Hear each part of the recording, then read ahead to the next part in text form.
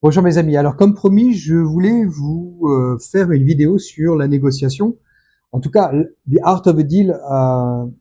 Je vais essayer de résumer très brièvement parce que euh, ce serait trop long de faire une explication du livre de Trump, hein, qu'il a publié il y a plusieurs décennies maintenant.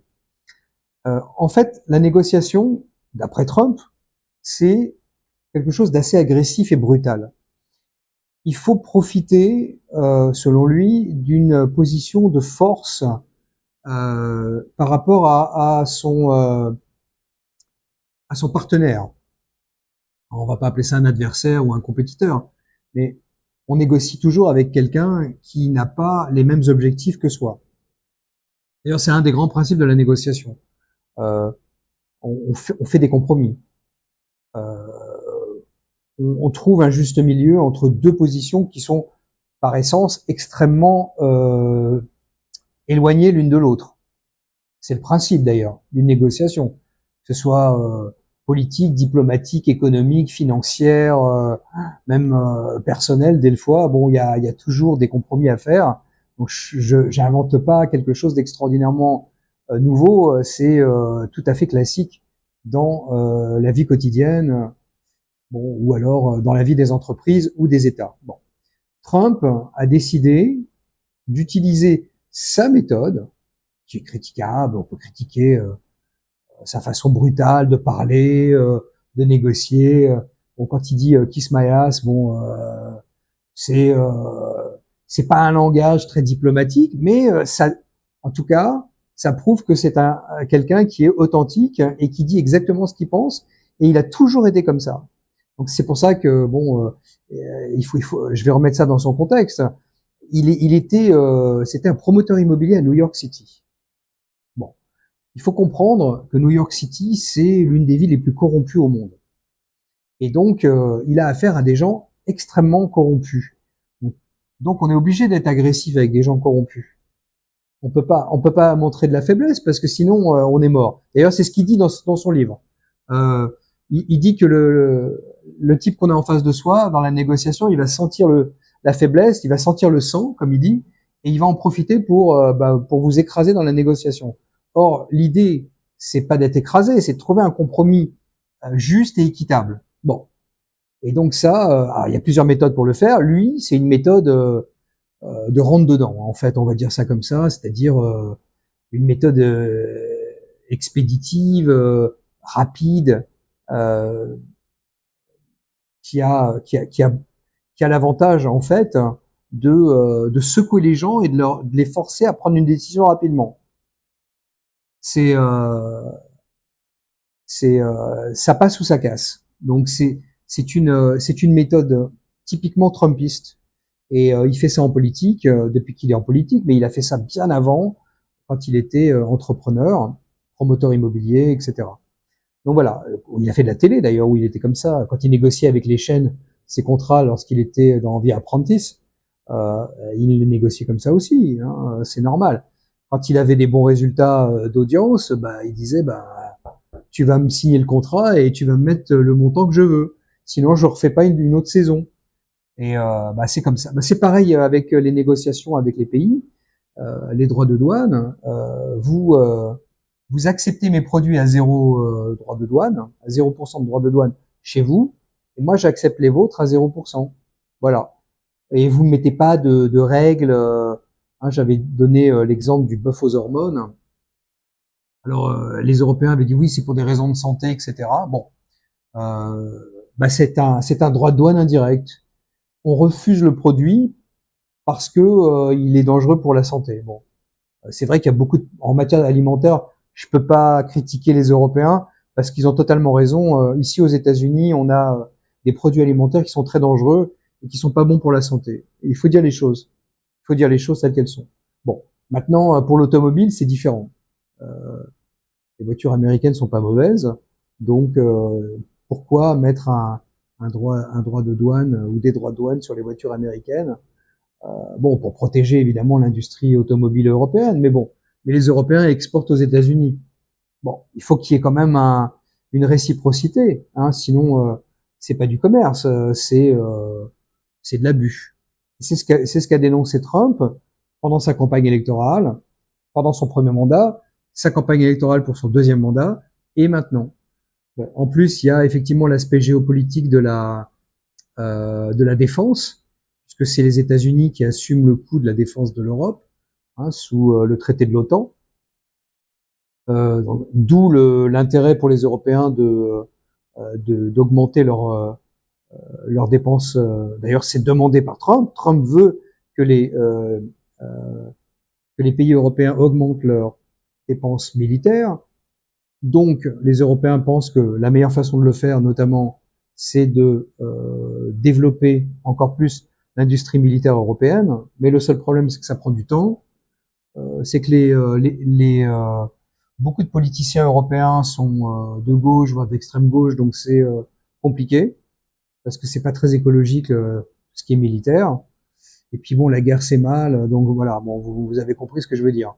Donc c'est pour ça que en fait, il y a beaucoup d'obstacles pour les Européens à développer leur propre industrie militaire indépendamment des États-Unis. Alors que les Américains ont déjà développé des économies d'échelle en matière militaire. Bon, ils peuvent produire des armes ou des munitions plus rapidement, en plus grande quantité et avec une qualité qui est quand même assez bonne. Donc c'est pour ça que enfin, je dis ça relativement. Hein.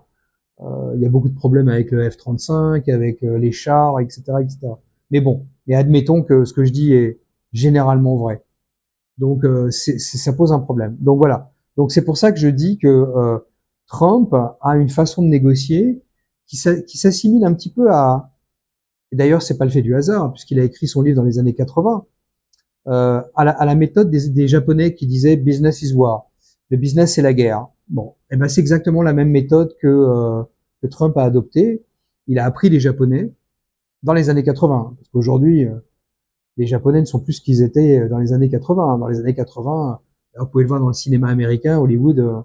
Bon, il y a beaucoup de films où on voit les Japonais, je sais pas moi, Piège de cristal, pareil. Tiens, très bon exemple. Piège de cristal avec Bruce Willis. Bah, c'est un immeuble d'une grosse société japonaise qui emploie sa femme. Bon, vous avez tous vu les films. En tout cas, le premier, c'était une société japonaise. Bon, donc ça, on se situe en plein années 80. Les Japonais achetaient tout. Les Japonais étaient très présents aux États-Unis et et puis ça s'est tombé. Voilà. Donc c'est là encore, on est dans un système où on peut pas, enfin il n'y a pas de conservation de l'énergie. C'est-à-dire que en matière de business, on peut monter très vite et descendre très vite. Ça, Trump l'a compris. C'est pour ça qu'il veut négocier rapidement avec les Européens. D'ailleurs, les Européens sont pas très intéressants pour Trump. Euh, En fait, c'est l'Asie qui l'intéresse le plus. D'ailleurs, stratégiquement, économiquement, militairement, géopolitiquement, c'est l'Asie qui compte. C'est l'Asie qui va être, enfin toute la région, je dirais même Indo-Pacifique, qui va être primordiale pour ce siècle, pour le 21e siècle. L'Europe, c'est pratiquement fini. C'est comme disait la marionnette de Stallone dans Les Guignols, c'est le fromage qui pue et le vin qui pique. Bon, c'est ça, grossièrement, c'est ça. Ça va être ça l'Europe. Et donc c'est déjà un peu ça, mais ça va être encore plus. Donc c'est pour ça que Trump, à mon avis, ne veut pas perdre trop de temps avec les Européens, parce que c'est rien du tout, quoi. C'est rien du tout. Alors que la Chine, c'est autre chose. Alors, il y a quand même quelque chose que je dois vous dire. Et là, j'ai été surpris de l'apprendre. J'ai écouté un webinar sur Internet d'investisseurs qui étaient basés en Chine, qui sont basés en Chine. Et ils expliquaient que en fait, les exportations chinoises vers les États-Unis, ça représente 3%. Ah non, c'est 3% ou 6%. Enfin, rien, presque rien de leur PIB, de leur richesse nationale créée pendant un an. Donc c'est quelque chose. Je crois que c'est entre 3 et 6%. Donc c'est rien. C'est incroyable. Donc en fait, les Chinois, rationnellement, bah, je vais dire ça crûment, mais ils en ont rien à foutre des Américains.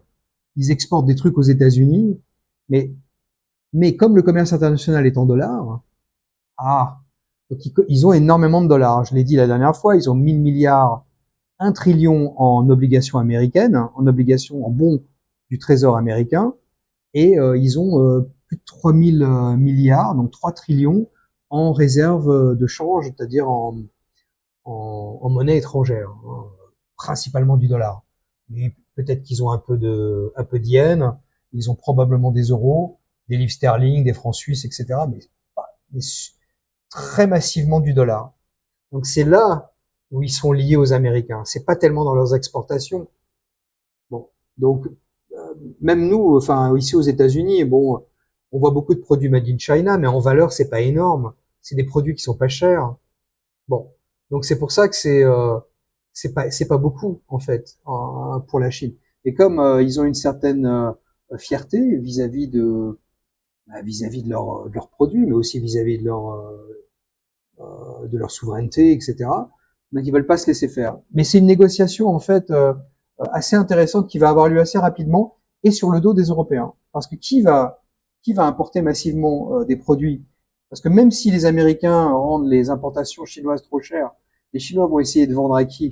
Bah, aux Européens, s'ils sont solvables. Et ils produisent rien. Donc, c'est les Européens qui vont importer énormément de Chine, beaucoup plus que maintenant. D'autant que la Chine a fait un train, ça je sais pas si vous le savez, je l'ai appris il y a pas très longtemps. Ils font un train qui va de Shanghai jusqu'en Allemagne. Alors ça passe par la Russie. Bon, vous voyez, hein, regardez ça passe par la Russie, ça passe par quel pays? La Biélorussie, après la Pologne, et ça va jusqu'en Allemagne.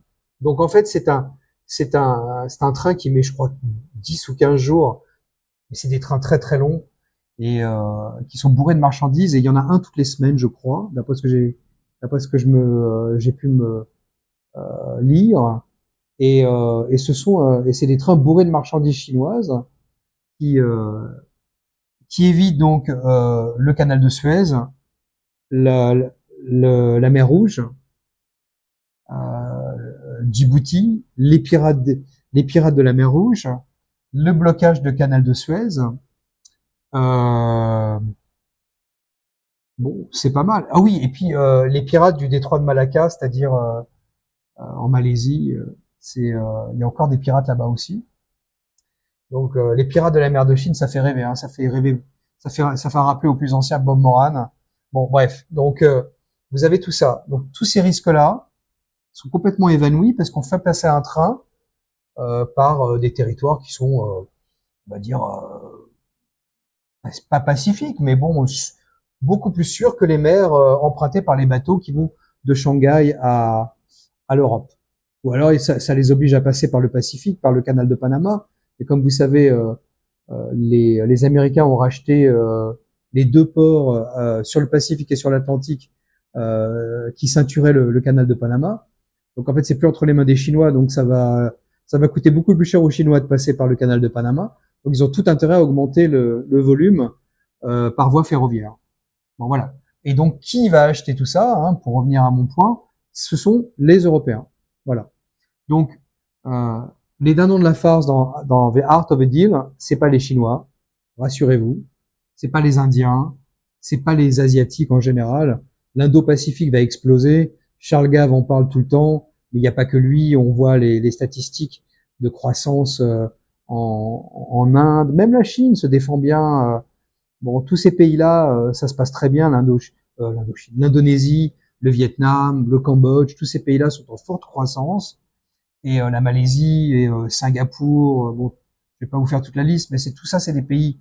Et je parle même pas ni de la Corée du Sud, ni du Japon, mais ce sont des pays qui sont en pleine expansion et qui vont avoir accès à des sources d'énergie extraordinaires parce que la Russie a mis en place un pipeline directement vers l'Inde, etc. Donc tout ça, ça va être riche en énergie et l'énergie, c'est l'économie, c'est le sang de l'économie. Donc c'est alors que les Européens, eux, ont un problème en matière d'énergie parce ils ont fait sauter le pipeline comment il s'appelait Blue Stream ou un nom comme ça.